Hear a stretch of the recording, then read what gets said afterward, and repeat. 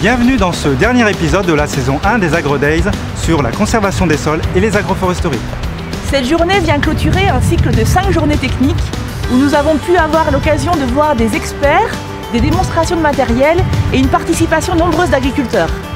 Le matin, nous serons à l'ERL Nafor où nous parlerons gestion des linéaires ligneux, plantation de haies, plantation agroforestière, mais également couverts et méthodes d'observation des sols. Et l'après-midi, nous irons sur 2 circuits. Un circuit sur la valorisation des agroforesteries au GAEC de l'Espy à Castelnau-d'Urban et un circuit sur la conservation des sols chez Christian Pujol à Montaut.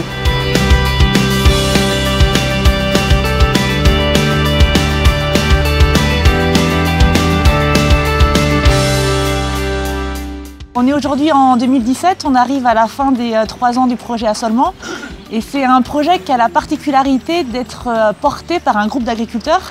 Donc c'est le groupe d'agriculteurs Concersol. C'est une association au départ qui s'est montée en 2013 et qui est venue de la motivation d'agriculteurs à s'intéresser au sol et à la conservation des sols, à l'agriculture de conservation des sols en particulier. 3 ans après cette dynamique collective, on voit que ce groupe a travaillé notamment sur le sujet des couverts végétaux. C'est vraiment les couverts végétaux qui est le thème qui rassemble les agriculteurs de l'association, avec un nombre d'adhérents qui est allé en croissance, puisque au départ l'association avait une dizaine d'adhérents et qu'aujourd'hui il y a 30 adhérents dans l'association et que la grande majorité aujourd'hui ont testé la pratique des couverts végétaux et font des couverts végétaux sur leurs exploitations. Tous disent qu'ils ont du temps à gagner à profiter de ce qu'ont déjà testé d'autres agriculteurs. Si d'autres ont déjà fait des erreurs, ce seront des erreurs qu'ils ne feront pas. Et si des choses qui ont marché, ils peuvent les reproduire sur leur exploitation, ce sera toujours du temps de gagner pour eux.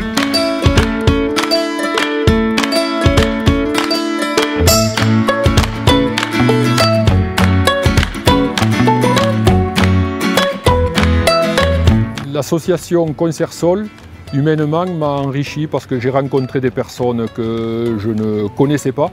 J'ai rencontré des personnes motivées de par ce qu'elles faisaient, de par ce qu'elles essayaient de mettre en place. Et sur le côté technique, ça m'a permis de gagner du temps quant au choix de mes espèces implantées. Vu que ces gens-là travaillaient déjà sur les couverts depuis pas mal de temps, j'ai été guidé dans le choix de mes espèces en fonction du mode de destruction que je comptais mettre en place. Donc voilà, l'association Concersol m'a permis de gagner du temps et de m'enrichir humainement. Alors des souvenirs, j'en ai plusieurs. Et effectivement, le meilleur souvenir, ça date d'il y a à peu près 2 ans, où on avait fait venir un intervenant pour nous parler des couverts végétaux. Alors, il faut savoir que le couvert végétaux, c'est un peu la base de l'agroécologie et de tous les sujets qu'on travaille à la Chambre d'agriculture et dans l'association Concersol. Et lors de cette intervention, c'est M. Gilles Schenbrenner qui était venu d'Arvalis. Pas mal de monde était venu en salle participer et échanger. Et on avait senti que le groupe se formait, se structurait et voilà, prenait forme et avait envie d'avancer sur ce thème-là, cette thématique. Et rapidement, on était venu à parler de techniques simplifiées et de l'impact du couvert végétal dans toutes ces techniques-là. Et on s'était aperçu que voilà, le couvert végétal, c'était la base de notre travail. Et à partir de là, le groupe a émergé et s'est développé voilà, sur les diverses thématiques. Ça nous a permis d'appliquer des choses chez nous qu'on ne faisait pas forcément, quoi.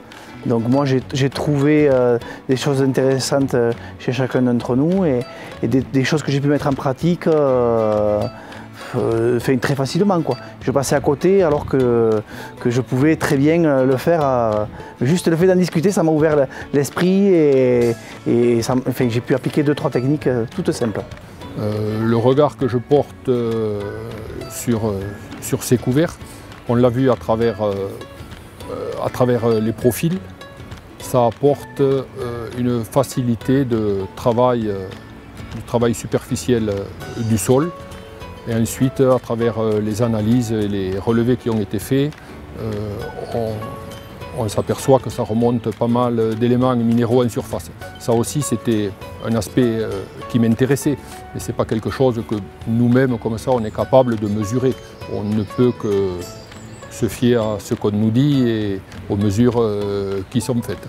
Ça a été mis en place par obligation, par rapport à la réglementation, et on a essayé de faire de cette contrainte un atout pour l'implantation des couverts sur les 2 dernières années surtout.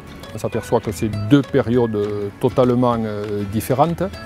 Je vais parler de l'année dernière. L'année dernière, j'ai épandu mes féveroles à l'épandeur d'engrais. Et ensuite, j'ai passé le déchaumeur équipé d'un Delembe pour recouvrir mes féveroles et implanter ma facélie. Le résultat visuel me paraissait convenable. Je n'ai pas fait l'effort de rouler et j'ai compris, une fois que la levée était effectuée, que si j'avais roulé, j'aurais gagné en réussite et en taux de levée.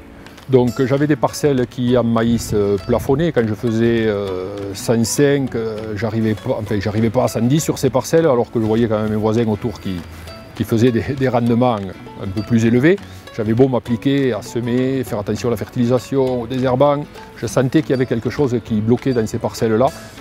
Je ne savais pas quoi, je ne savais pas trop non plus me l'expliquer. Donc j'ai fait un peu de rotation sur ces parcelles-là. Au lieu de rester maïs sur maïs, j'ai implanté une paille. Et derrière la paille, j'ai implanté un couvert en septembre, qui ensuite a été détruit donc au mois de mars, et un semis au mois d'avril pour ces maïs-là. Le couvert, c'était féverole facélie. Et ces parcelles-là ont eu des rendements supérieurs à leur historique. Une parcelle où je faisais 105, 108, il y a 2 ans, elle a fait 130 quintaux. Et l'année d'après, une parcelle pareille qui n'arrivait pas à sortir de gros rendements en maïs, qui plafonnait à 105, 107, a fait 118 quintaux de maïs. Donc l'introduction des couverts, et même les couverts comme celui qu'on voit là, c'est une culture qui va être valorisée directement par les brebis, et en même temps les brebis elles apportent quelque chose, c'est qu'elles vont réduire ce couvert à enfouir avant sa destruction, et je ne vais pas avoir les problèmes qu'on peut rencontrer sur certains couverts trop développés. Alors sur les repousses de maïs, puisqu'on est en maïs semence, les mâles sont ramassés par les brebis, sont glanés, et du coup il n'y a pas sur les parcelles où les brebis vont packager l'hiver, il n'y a pas de repousse au printemps de maïs mâle de l'année d'avant qu'on est obligé d'enlever pour la production de semences et pour la pureté des lignées.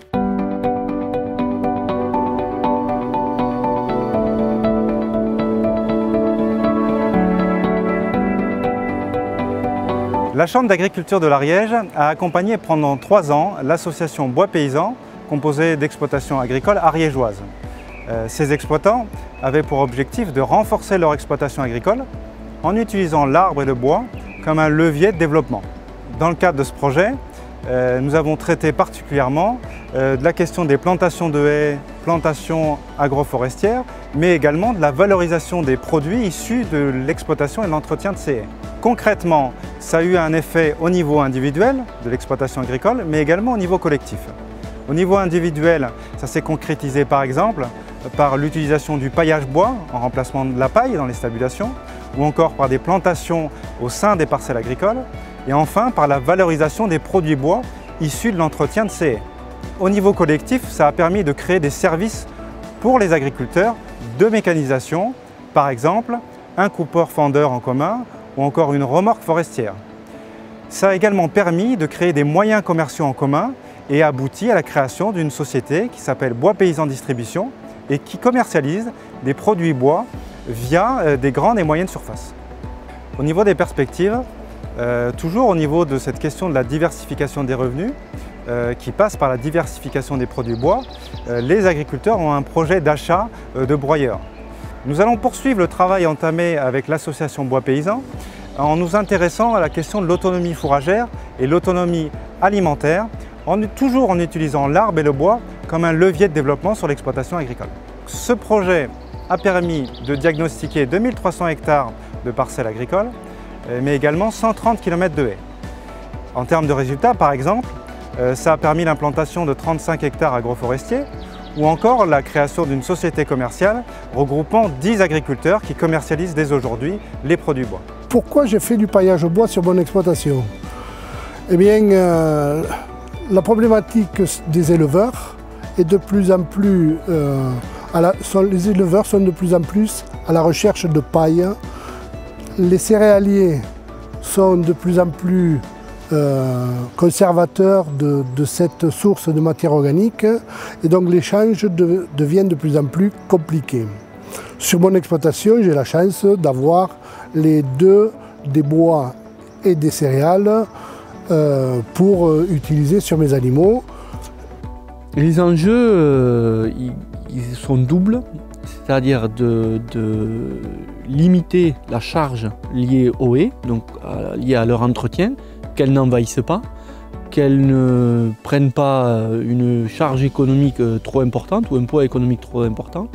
Et de cette contrainte, j'ai essayé d'en faire une force et de valoriser au mieux le potentiel qu'il y avait sur l'exploitation, donc le bois qui était sur l'exploitation.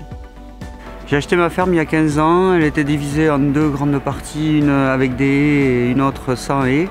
Et il s'avérait dès le début que, comme on est en zone assez sèche quand même, on avait une réelle différence de production en fonction des parcelles.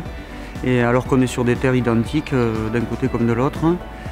Il y a un volet aussi qu'on n'a pas abordé, c'est le volet économique, puisque dans tous ces linéaires de haies, on a planté à peu près 300 arbres nobles, qui d'ici une vingtaine d'années vaudront quand même un certain nombre d'argent, enfin on peut dire un capital de retraite. Un des gros avantages d'un groupe comme ça, c'est que tout le monde vend, par exemple, le produit au même prix. On ne se fait pas concurrence entre nous. Et c'est ça le défaut souvent de l'agriculture, c'est qu'on trouve qu'on ne gagne pas bien sa vie, mais on est tout le temps en train de brader ce qu'on fait. Là, ça a été compliqué quand même, parce que se mettre d'accord collégialement, c'est toujours compliqué, mais c'est des prix définis, et que ce soit un tel ou un tel de l'association, ils le proposent au même tarif, que ce soit vis-à-vis des grandes surfaces ou des particuliers. Pour moi, c'est un des moments forts de Bois Paysan, c'est cette réunion et ce collectif-là qui d'un seul homme est parti pour commercialiser ces bûchettes. Suite à notre décision de ne pas embaucher un commercial, qui nous coûtait très cher, on a décidé de se transformer en commerciaux nous-mêmes. Pour cela, une formation nous a été proposée par la Chambre d'agriculture de quelques jours, qui a été très bénéfique. Ils nous ont déjà permis de sensibiliser les points essentiels à mettre en avant, savoir nous présenter et comment aborder ces gens dont on n'a pas l'habitude de rencontrer très souvent. Ben déjà, je leur dis que c'est du bois ariégeois, qui n'est pas très loin de chez eux, donc il n'y a pas trop de transport, donc de pollution pour l'amener jusqu'aux grandes surfaces où on veut le faire aller.